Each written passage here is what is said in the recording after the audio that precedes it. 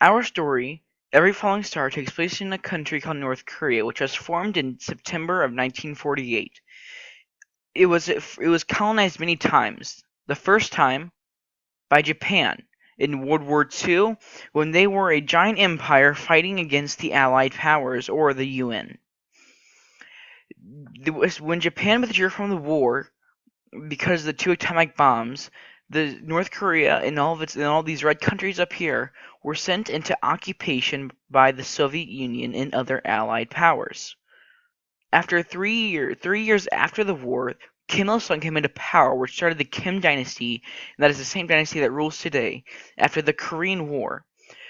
This is when the two sides of Korea wanted full power, which after a long drawn out war ended up with a new division at the demilitarized zone along the 30th parallel, which led to North Korea declaring itself a communist state from being aided by the Soviet Union and still technically being colonized, having South Korea become a strong capitalist state. The DMZ today is a highly militarized and restricted zone, and many people try to escape North Korea.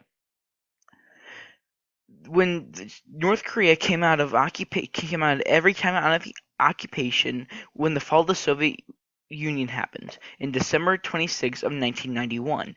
Boris Yeltsin came into power and he stopped all economic aid going to communist states. Now, what economic aid? This is the Soviets supplying North Korea with regular shipments of food, oil, and materials, and their dependence on Soviets increased until they fell, which started the North Korean famine, which was 1994-1998, a 4-year famine, with the Arduous March, which was the first political rebellion against the new Kim dynasty. Soviets imports ceased because they fell. The economic mismanagement from being thrown into this idea of being a strong communist state, which wasn't really happened before after the communists fell. And there was a failure of public distribution system. You had all these people who were poor dying, and they had nothing to do with them. This killed 250,000 people, or 3.5 million. It is not known which, but it's in between those two numbers. It ended up in the UN or the United States eventually stepped in to stop this famine and to save the people. Now, this little boy in our story is named Sungju. Sungju's family was well off for being North Korea. They live in Pyongyang right here. Their father had a government job, maybe a military officer. His mother was a teacher. He went to taekwondo. He went to school every day. He did taekwondo every day, and they had a car and plenty of food. Sungju Lee himself was very active. He was top of his class, wanted to follow in the path of his government, dreamed of being a military general, class president, and Sungju had many luxuries that people in his country did not have. He said how everybody in Pyongyang liked it because it was all new. Because of North Korea being colonized by Japan and undergoing Soviet control, they became an independent country very quickly, which led to them having to rebuild everything in a North Korean way away from the Soviet power. Now, soon after 3 years of Kim Il Sung's death, his family was kicked out of Pyongyang, and they went to Gyeongseong-yeog, which is a mouthful, by the way. His family went on a vacation to Gyeongseong. He lived in a small concrete house, which was smaller than his dog's house, he says. His family became more poor the longer they went on. They had to sell all their things for food, and he had to quit school. He soon formed a Kajobi, which is a gang of poor kids. It consisted of Sungyu, Chulo, Yunsik, Myungchil, Sengchul, Mengguk, and Youngbum. Youngbum and Myungchul will soon die. To control political ideas in people, North Korea has Shangmu in these defector cities, and they're political and physical officers whose job it is to control people. One way to do this is to control young kids. They don't have a new generation of political defectors forming in these poor areas. We're going to go over into 2000s where the Ketchobi finds themselves in a Shengmu camps. These are kind of like punishment camps for stealing or rebelling against the government. Sungyu and his gang get stuck into one. They have harsh treatment from guards and other inmates, and they see kids die every day. They make a deal with the guards to steal and get rewarded by being able to go into the military, which they never do. Eventually, they will escape and will continue to steal from vendors and merchants.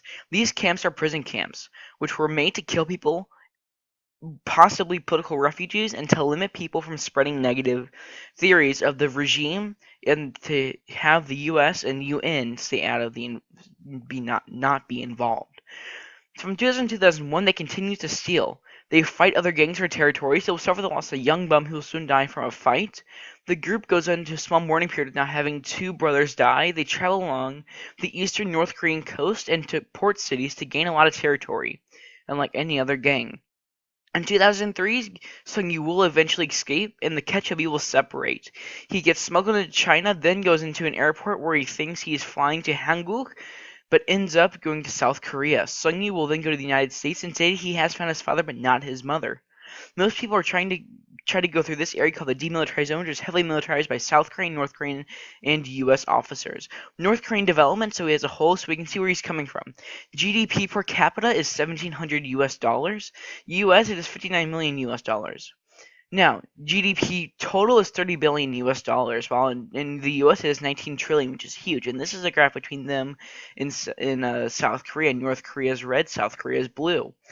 Now, 10% of North Koreans have a standard income, while 4.7% in the US do not. So 90 versus 95% of people. That can be a big gap. 90% of people do not have that standard income, while 95% of people in the U.S. do. And people below the poverty line in North Korea, it is not known, but it's projected to be 70% or more. In the U.S., it is 13.5%. Today, present-day North Korea. North Korea today is a country that has made several enemies through social media and many strides to make peace. Today, North Korea can be seen as a struggling country, being the last official communist state through its controversial regime, while it is right next to a socialist country. China has been distancing itself from North Korea for many years. North Korea spends most of its budget on developing missiles instead of helping the population, and it did make a deal with Donald Trump, but that deal was soon fell through when they started using more ballistic missiles.